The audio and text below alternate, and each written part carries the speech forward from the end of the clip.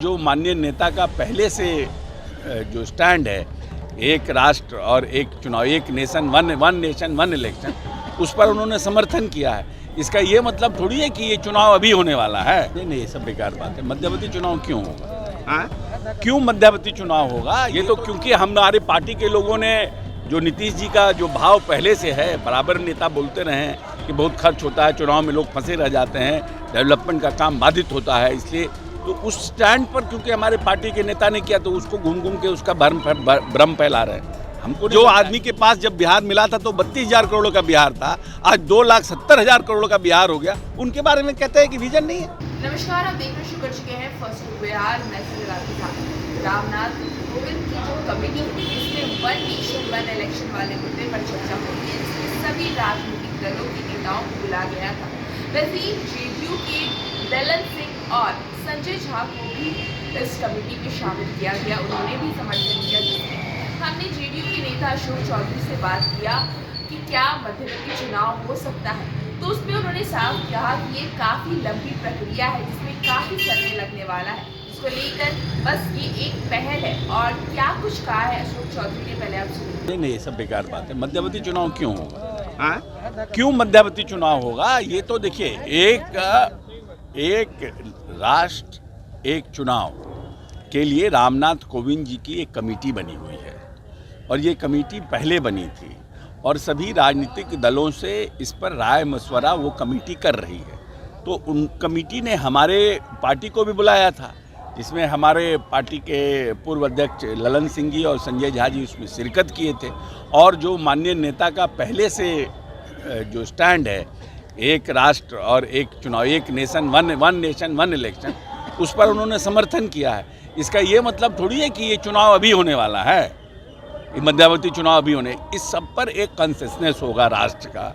अभी एक पार्टी को बुलाया है, फिर दूसरे राज्य की पार्टी, ये सब करते करते अभी तो 6 महीना साल भर, उसके बाद ये रिपोर्ट सौंपी जाएगी, फिर रिपोर्ट पार्लियामेंट में ले होगा, तो इसका तो लंबा प्रोसेस है ना। ये तो क्योंकि हमारे पार्टी के लोगों ने जो नीतीश जी का जो भाव पहले से है, बराबर नेता बोलते रहे हैं कि बहुत खर्च होता है, चुनाव में लोग फंसे रह जाते हैं, डेवलपमेंट का काम बाधित होता है, इसलिए तो उस स्टैंड पर क्योंकि हमारे पार्टी के नेता ने किया तो उसको घूम घूम के उसका भ्रम फैला रहे हैं। हमको नहीं लगता है कि कहीं भी मध्यावधि चुनाव की कोई रहे हैं। पूरे कार्यों का कह रहे हैं कि सारा नौकरी हम ही दिए हैं पूरे। अब देखिए, एक बात बताइए, हमने उनका बयान पढ़ा है कि विजन नहीं है नीतीश जी के पास।